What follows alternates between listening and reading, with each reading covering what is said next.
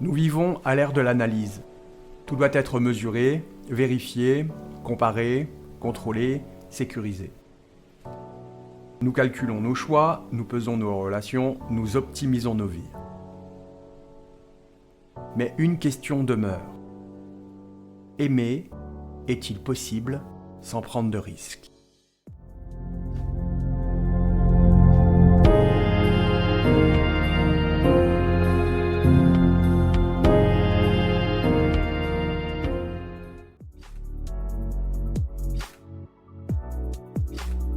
L'intellect rassure.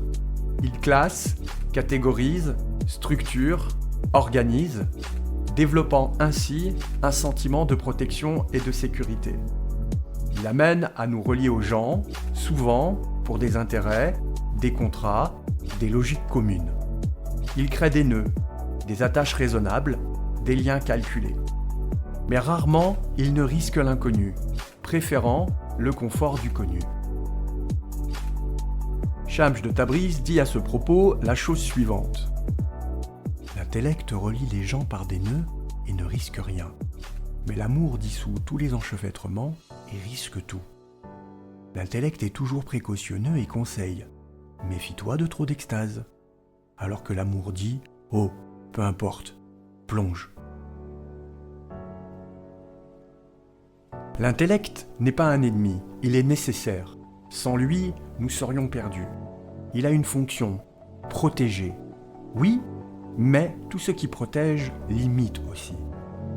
L'intellect veut comprendre avant d'agir, il veut garantir avant de s'engager, il veut contrôler pour ne pas avoir à s'abandonner. Il relie, oui, mais par des conditions.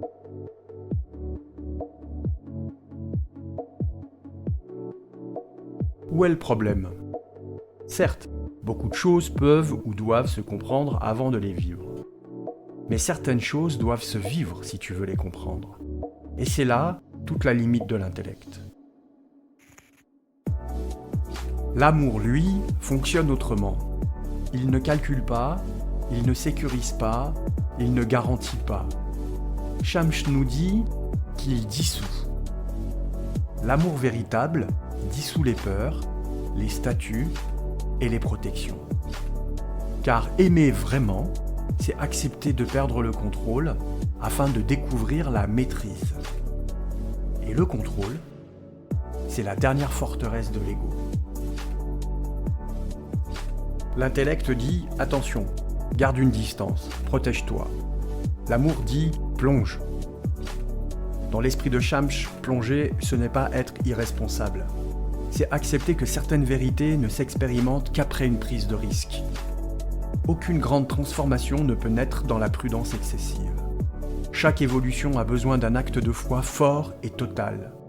Une foi forte et totale en la vie, dans le meilleur comme dans le pire.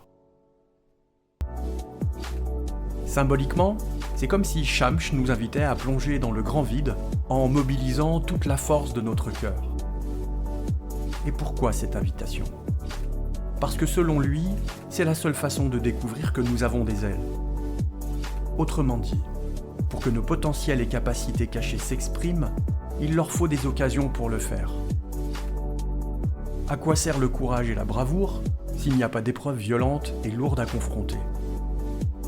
À quoi sert le pardon et la compassion s'il n'y a pas de déception et de trahison à vivre ? Maintenant que tu sais ça, pose-toi cette question de façon honnête. Combien de tes choix sont guidés par la peur déguisée en prudence ? Combien de tes relations sont maintenues par confort plutôt que par vérité ? L'intellect te permet de survivre. L'amour véritable, lui, te permet de te dépasser.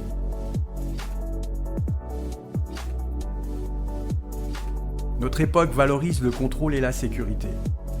Mais les moments qui nous transforment vraiment sont ceux où nous n'avons pas eu le choix d'accepter de ne plus du tout contrôler. Et d'ailleurs, même si nous avons voulu continuer à contrôler, le choc de la transformation est tellement puissant que nous avons fini par lâcher prise.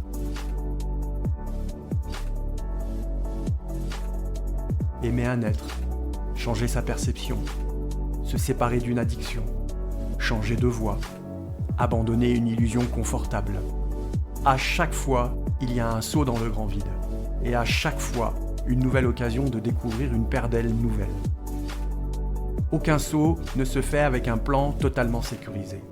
Et notre fortune se trouve souvent dans cette part de risque non contrôlable. Shamsh nous montre que l'intellect construit des ponts solides, mais l'amour, lui, permet de traverser les océans. La question n'est pas de choisir l'un contre l'autre. La question est, qui domine le plus dans les choix et les décisions que tu prends dans ta vie? La tête ou le cœur?